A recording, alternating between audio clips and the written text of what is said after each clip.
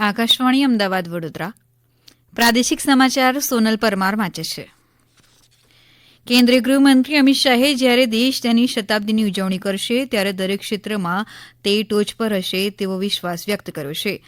ગાંધીનગરના કલોલમાં શ્રી સ્વામિનારાયણ વિશ્વમંગલ ગુરુકુળની નવનિર્મિત મેડિકલ કોલેજના ઉદઘાટન પ્રસંગે શ્રી શાહે જણાવ્યું હતું કે એનડીએ સરકાર દેશના સર્વાંગી વિકાસ માટે પ્રતિબદ્ધ છે. છેલ્લા 10 વર્ષો દરમિયાન સરકારે દેશમાં તબીબી શિક્ષણ સહિત ઉચ્ચ શિક્ષણનો વ્યાપ વધારવા ઉપરાંત અનેક શૈક્ષણિક અભ્યાસક્રમમાં પણ સુધારો કર્યો છે. સ્ટાર્ટઅપના મહત્વ પર ભાર મૂકતા શ્રી શાહે જણાવ્યું હતું કે યુવા ઉદ્યોગ સાહસિકોને પ્રોત્સાહન આપવા માટે સાનુકૂળ વાતાવરણ ઊભું કરવાનો પ્રયાસ કરી રહી છે. શ્રી શાહે વધુમાં જણાવ્યું હતું કે સરકાર નવી શિક્ષણ નીતિ સાથે સ્થાનિક ભાષાઓમાં તબીબી શિક્ષણને પણ પ્રોત્સાહન આપી રહી છે. શ્રી શાહ દિવસ દરમિયાન તેમના લોકસભા મત વિસ્તાર ગાંધીનગરમાં અનેક વિકાસ કાર્યોમાં હાજરી આપશે. રાજ્યના ચારેય ઝોનમાં સુપર સ્પેશિયાલિસ્ટ સેવા સુવિધા અને વિશ્વસ્તરીય સારવાર ઉપલબ્ધ કરાવતી મેડિસિટીનું નિર્માણ કાર્ય યુદ્ધના ધોરણે આરંભવામાં આવ્યું છે. આરોગ્યમંત્રી ઋષિકેશ પટેલે ગુજરાત વિધાનસભા મેડિસિટી સંદર્ભે પૂછાયેલ પ્રશ્નના જવાબમાં જણાવ્યું હતું કે અમદાવાદમાં અંદાજિત 910 કરોડ રૂપિયા, વડોદરામાં 561 કરોડ 45 લાખ, સુરતમાં 204 કરોડ 70 લાખ, જામનગરમાં 864 કરોડ 17 લાખ અને ભાવનગરમાં 1000 કરોડ 99 લાખ રૂપિયાના ખર્ચે ફેસિલિટીથી સજ્જ મેડિસિટી નિર્માણ પામી રહી છે.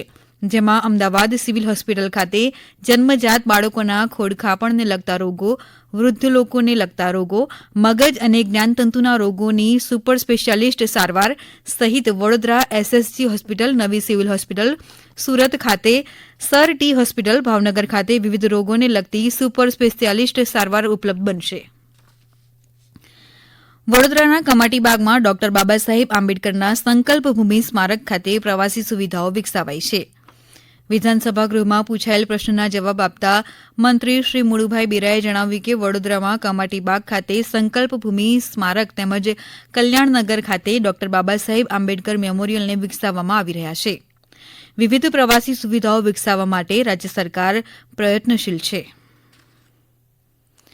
એશિયાટિક સિંહોના જતન અને સંરક્ષણ માટે રાજ્ય સરકાર સતત પ્રયત્નશીલ છે. વન અને પર્યાવરણ રાજ્યમંત્રી મુકેશ પટેલે ગીર અભયારણ્ય ખાતે પ્રવાસીઓની મુલાકાત અંગે પૂછાયેલા પ્રશ્નના જવાબમાં જણાવ્યું હતું કે છેલ્લા 1 વર્ષમાં ગીર અભયારણ્યની 1,93,000થી વધુ પ્રવાસીઓએ મુલાકાત લીધી છે. જે પેટે રાજ્ય સરકારને 4 કરોડ 92 લાખ રૂપિયાથી વધુની આવક થઈ છે. તેમણે ઉમેર્યું કે આ આવકનો ખર્ચ સિંહોના સંરક્ષણ, સંવર્ધન, બચાવ, રાહત અને પ્રવાસીઓની સુવિધાઓમાં વધારો કરવા માટે કરાશે. અભયારણ્યની મુલાકાતના બુકિંગ માટેના એક પૂરક પ્રશ્નના જવાબમાં તેમણે જણાવ્યું હતું કે પ્રવાસીઓએ મુલાકાત માટે www.girlion.gujarat.gov.in વેબસાઇટ પર ઓનલાઇન બુકિંગ કરવાનું હોય છે. પ્રાદેશિક સમાચાર વિભાગ દ્વારા આજે રાત્રે 8 વાગે પ્રસારિત થનાર ભારત વિકાસ ડાયરી કાર્યક્રમના 8મા અંકમાં પંચમહાલ લોકસભા વિસ્તારના વિકાસની ગાથા રજૂ કરવામાં આવશે. અત્રે ઉલ્લેખનીય છે કે પ્રાદેશિક સમાચાર વિભાગ દ્વારા ગુજરાત અને કેન્દ્રશાસિત પ્રદેશની લોકસભા બેઠકોનો અને ત્યાંની વિકાસ કામગીરીનો પરિચય થાય તે માટે ભારત વિકાસ ડાયરી કાર્યક્રમની શરૂઆત કરવામાં આવી છે. દરરોજ એક લોકસભા બેઠકની ચૂંટણીલક્ષી માહિતી, વિકાસની ગાથા, સાંસ્કૃતિક અને પ્રવાસન સ્થળોની રસપ્રદ માહિતી આ કાર્યક્રમમાં આપવામાં આવે છે. ભારત વિકાસ ડાયરી કાર્યક્રમ આજે રાત્રે 8 વાગે પ્રસારિત થશે. કચ્છ જિલ્લાના નખત્રાણાના મોટા અંગિયા ગામને દીકરી ગામ જાહેર કરવામાં આવ્યું છે. જિલ્લા મહિલા અને બાળ અધિકારીશ્રીના માર્ગદર્શન હેઠળ district hub for empowerment of વિમેનની ટીમ પણ આ પ્રસંગે ઉપસ્થિત રહી હતી. બધી દીકરીઓના નામે દીકરી વન બગીચાનું પણ લોકાર્પણ કરવામાં આવ્યું હતું.